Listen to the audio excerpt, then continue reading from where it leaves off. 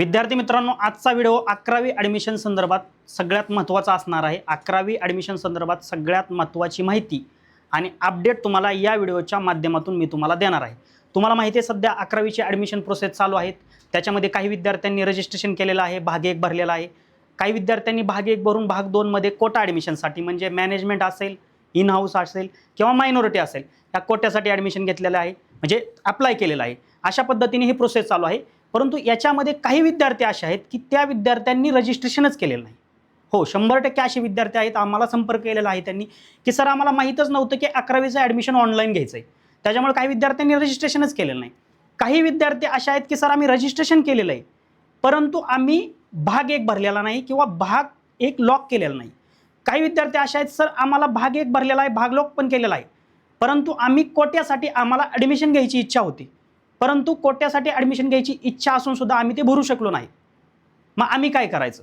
मग आता हे सगळे विद्यार्थी ॲडमिशन प्रोसेसपासून वंचित राहणार का? हे विद्यार्थ्यांना ॲडमिशन घेता येणार नाही का? ह्या सगळ्या गोष्टींची माहिती आपण या व्हिडिओच्या माध्यमातून अगदी विस्तृतपणे तुम्हाला समजेल अशा भाषेमध्ये घेणार आहोत। तो हा व्हिडिओ तुम्ही शेवटपर्यंत बघायचा आहे। याच्यामध्ये सगळ्यात महत्त्वाची गोष्ट म्हणजे मी तुम्हाला सांगतो, सगळ्यात महत्त्वाची गोष्ट म्हणजे की सर आम्हाला कोट्यासाठी ॲडमिशन घ्यायचं होतं, पण आता प्रोसेस झाली, आता तर कॅप राऊंड लागेल, मग आमच्यासाठी ॲडमिशनची संधी गेली का? कोट्यासाठी म्हणजे तुम्हाला माहिती आहे इन हाऊस कोटा असेल, मॅनेजमेंट कोटा असेल, त्यानंतर तुमचा मायनॉरिटी कोटा असेल, तर नाही। तुम्हाला सगळ्यात महत्त्वाची आनंदाची बातमी म्हणजे तुम्हाला ही असणार आहे की याच्यामध्ये तुम्ही बघा, the quota admission process will reopen for the next 3 rounds along with the CAP rounds as per the process. म्हणजे काय आहे की जे कोट्यासाठी ॲडमिशनची प्रोसेस होती ते तुम्हाला कॅप राऊंडचे जे 3 राऊंड आहेत याच्यासोबत ओपन करून दिली जाणार आहे। म्हणजे तुम्ही तिकडं त्यासोबत कोट्यासाठी सुद्धा ॲडमिशन घेऊ शकता। म्हणजे इन हाऊस कोटा म्हणजे तुम्हाला माहिती आहे की तुम्ही ज्या महाविद्यालयामध्ये शिकत होता 10वी मध्ये, त्याच महाविद्यालयामध्ये तुम्हाला 11वी-12वी करायची असेल तर तुम्हाला एक्स्ट्रा रिझर्वेशन असतं। मॅनेजमेंट कोटा म्हणजे व्यवस्थापन कोटा तुम्हाला माहिती आहे। मायनॉरिटी कोटा म्हणजे अल्पसंख्याक कोटा। आता मॅनेजमेंट कोट्यासाठी सगळे अप्लाय करू शकतात, तर ही गोष्ट तुम्हाला पुढच्या 3ही फेरीसाठी उपलब्ध करून दिलेली आहे। ठीक आहे, तर सर आता ती झाली गोष्ट कोटावाल्या ॲडमिशनसाठी। आम्ही तर असे आहोत की सर आम्ही रजिस्ट्रेशनच केलं नाही। म्हणजे वेगवेगळे प्रकार आहेत। आता तुम्हाला सांगतो वन बाय वन। काही विद्यार्थ्यांनी रजिस्ट्रेशन केलेलं आहे, काही विद्यार्थ्यांनी रजिस्ट्रेशन केलेलंच नाही, आजपर्यंत हातच लावला नाही प्रोसेसला। काही विद्यार्थी असे आहेत सर पार्ट 1 जो आहे, पार्ट 1 आम्ही भरलेला आहे, परंतु तो पार्ट 1 आम्ही लॉक केलेला नाही। काही विद्यार्थी असेच सर पार्ट 1 भरलाय, पण पार्ट 2 म्हणजे आम्हाला जे मॅनेजमेंटसाठी भरायचं होतं ते तुम्हाला सांगितलं ते केलेलं नाही। ह्या सगळ्या विद्यार्थ्यांसाठी वन बाय वन मी तुम्हाला ज्या गोष्टी आहेत तुमच्यासाठी संधी आहेत ती या व्हिडिओच्या माध्यमातून सांगणार आहे। तर वन बाय वन आपण त्या गोष्टी बघायला चालू करू। ठीक आहे, आता तुम्हाला सगळ्यात महत्त्वाचे सांगतो की ज्या विद्यार्थ्यांनी भरलेलंच नाही त्या विद्यार्थ्यांनी काय करायचं। आता त्या विद्यार्थ्यांनी काय करायचं तर आपण काय करू, ॲडमिशन शेड्यूलवर जाऊ। तुम्हाला माहिती ही प्रोसेस साधारणतः 8 मेला चालू झाली। ठीक आहे, 8 मेला ही प्रोसेस चालू झाली। मग त्याच्यामध्ये विद्यार्थ्यांना काय करायचं होतं रे, रजिस्ट्रेशन करायचं होतं, म्हणजे विद्यार्थ्यांनी नोंदणी करायची होती आणि भाग 1 सादर करायचा होता। ठीक आहे, विद्यार्थ्यांनी नोंदणी करायची होती 8 मे ते 10 मे आणि भाग 1 सादर करायचा होता। ठीक आहे, त्यानंतर 11 मे ते 13 मे भाग 1 पण तुम्ही सादर करू शकत होता आणि ॲट अ टाइम म्हणजे त्याच वेळेला सोबत भाग 2 साठी म्हणजे कोट्यासाठी कॅप राऊंड तुम्हाला त्यावेळेस ओपन करून दिलेला नव्हता। म्हणजे 11 मे ते 13 मे तुम्ही काय करू शकत होता, कोट्यासाठी अप्लाय करू शकत होता। मग हे गोष्ट तुम्हाला अवेलेबल करून दिली ती करू शकत होता तुम्ही। मग कोट्यामध्ये व्यवस्थापन म्हणजे मॅनेजमेंट असेल, इन हाऊस असेल किंवा मायनॉरिटी असेल, ही गोष्ट तुम्ही करू शकत होता। त्यानंतर आता सध्या काय, आज काय, तुम्हाला तात्पुरती सर्वसाधारण गुणवत्ता यादी प्रोव्हिजनल जनरल मेरिट लिस्ट प्रदर्शित केलेली आहे, तुम्हाला डिस्प्ले करून दिलेली आहे। तात्पुरती गुणवत्ता यादी म्हणजे काय, तुम्ही जे भाग 1 भरलाय, जे शैक्षणिक माहिती भरलेली ती बरोबर भरलेली आहे का, जी भरली तीच आहे का अपडेट झालेली, ह्या सगळ्या गोष्टी बघायच्यात। आणि ह्याच्यामध्ये जर तुमचं काय ऑब्जेक्शन असेल, हरकत असेल की आम्ही बरोबर भरलं होतं सर पण चुकीचं आलं, मग याच्यासाठी आम्ही काय करायचे, कसे बदल करायचे, तर 16 मेला तुम्हाला काय केलेलं आहे, तात्पुरत्या गुणवत्ता यादीवर हरकती घेण्याची दिवस आहे। तुम्हाला ग्रेव्हन्स ऑप्शन आहे, त्याच्यामध्ये तुम्ही ते जाऊन करू शकता. मग त्याच्यानंतर 18 मे 19 मे सर्वसाधारण गुणवत्ता यादी.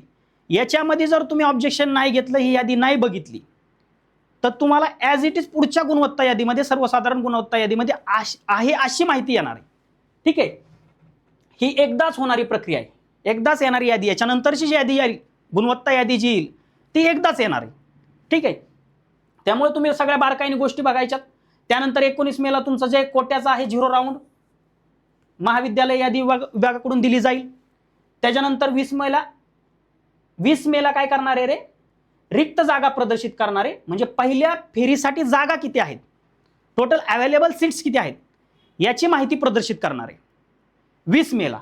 आता याच्यानंतर सगळ्यात महत्त्वाची, मी व्हिडिओच्या सुरुवातीला जी गोष्ट सांगितली की सर ज्या विद्यार्थ्यांनी रजिस्ट्रेशनच केलं नाही, ज्या विद्यार्थ्यांनी भाग 1 भरला पण तो लॉक केला नाही, पार्ट 1 लॉकच केला नाही, ज्या विद्यार्थ्यांना मॅनेजमेंट कोट्यासाठी अप्लाय करायची होती, इच्छा होती पण त्यांना करता आलं नाही, अशा विद्यार्थ्यांसाठी सगळ्यात महत्त्वाची गोष्ट म्हणजे ती ही असणार आहे.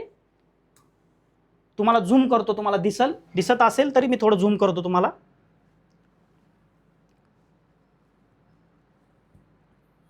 ठीक आहे, आता दिसत असेल तुम्हाला क्लिअर. ठीक आहे,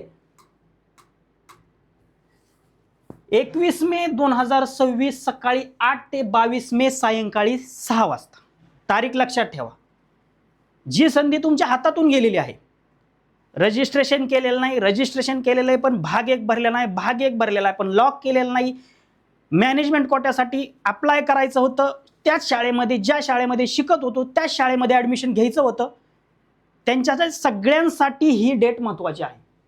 21 मे 2026 ते 22 मे 2026 या 2 दिवसामध्ये तुम्हाला काय काय करायचंय, नवीन विद्यार्थ्यांची नोंदणी भाग 1 मधील बदल, म्हणजे नवीन विद्यार्थी रजिस्ट्रेशन करू शकतात.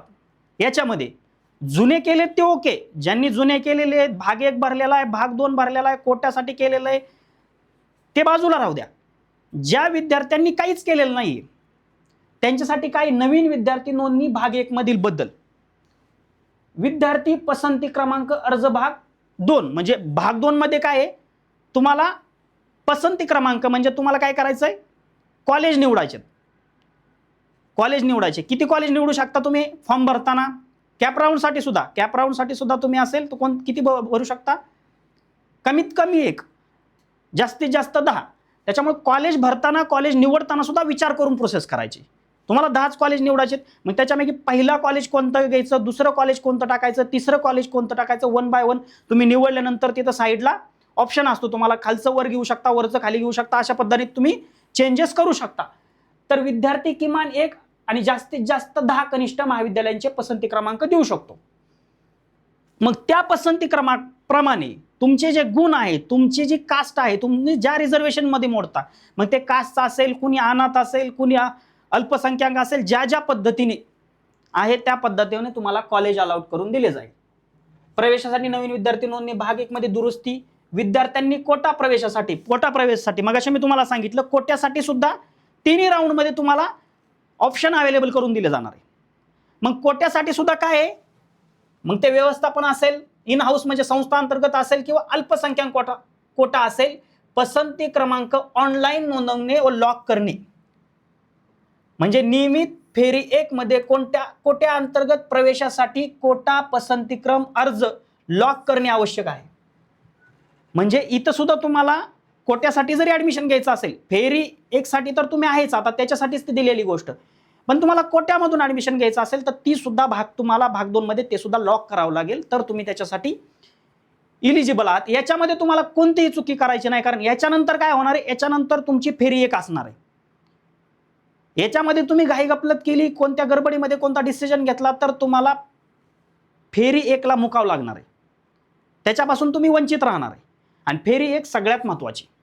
ठीक आहे, तर ही तुमच्या गोष्ट लक्षात असू द्या की ही जी तारीख आहे 21 मे 2026 सकाळी 8 वाजेपासून ते 22 मे सायंकाळी 6 वाजेपर्यंत तुम्ही नवीन नोंदणी करू शकता, तुम्ही भाग 1 मध्ये बदल करू शकता, तुम्ही भाग 2 मध्ये पसंती क्रमांक देऊ शकता, तुम्ही कोट्यासाठी सुद्धा पुन्हा भरून तुम्ही ते लॉक करू शकता.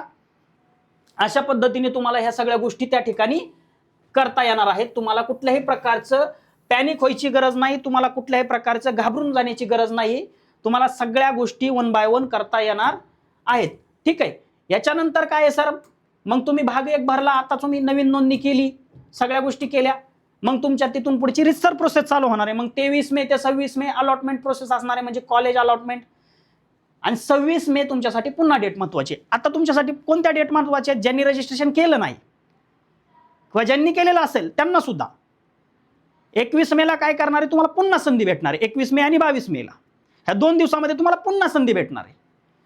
आणि 26 मेला मग तुमची कॉलेजची लिस्ट लागणार आहे. मग त्याच्यामध्ये तुमच्या लॉग इन मध्ये जायचं, मग तुम्हाला कोणतं कॉलेज मिळाले त्याची माहिती तुम्हाला मिळणार आहे, किंवा तुम्हाला SMS सुद्धा येणार आहेत मेसेजवर. पण त्याच्यावर होशाव काय राहू नका, कारण आपण आपली काळजी घेतलेली चांगले ना रे. म्हणजे तुम्हाला SMS ची वाट बघत बसला, तुम्ही लॉग इनच नाही केली तर काय बाय डिफॉल्ट होऊ शकतं की तुम्हाला मेसेज येणार नाही. मग पुन्हा कुणाला तरी दोष देण्यापेक्षा, व्यवस्थेला दोष देण्यापेक्षा आपणच एक पाऊल थोडासा पुढे विचार करायचा.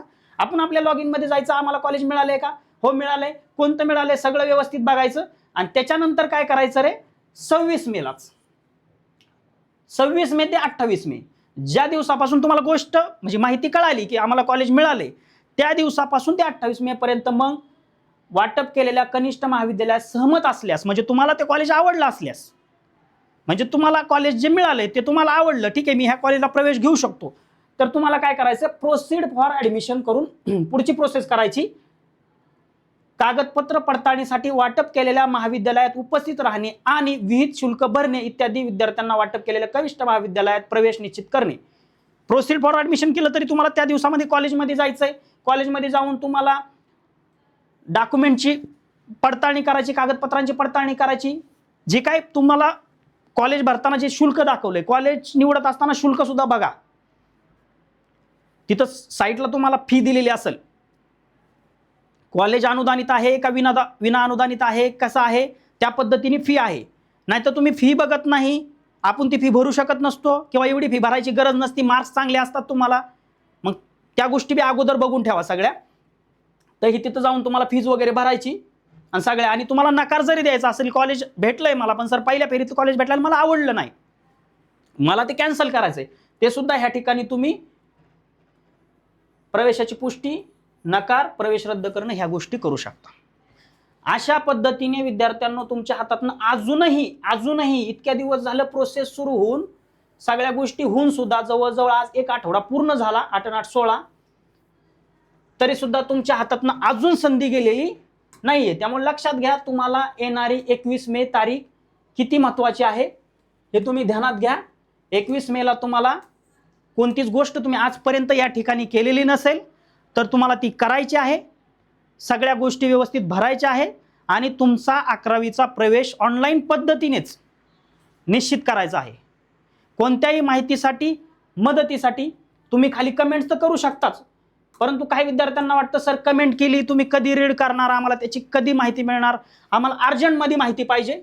तर तशा कंडिशनला तुम्ही काय करा, मी तुम्हाला एक कॉन्टॅक्ट नंबर देतो, त्या नंबरला तुम्ही व्हॉट्सअप करा 8233773377 82 33 77 33 77 या क्रमांकावर तुम्ही व्हॉट्सअपला मला मेसेज करा, तुमच्या अडचणी सांगा. ठीक आहे, अशा पद्धतीने तुम्ही ते करू शकता. बाकी कमेंटमध्ये तुमच्या अडचणी विचारा आणि व्यवस्थितपणे अजूनही तुमच्या हातातनं संधी गेली नाही त्याचा तुम्ही लाभ घ्या, व्यवस्थित फॉर्म भरा.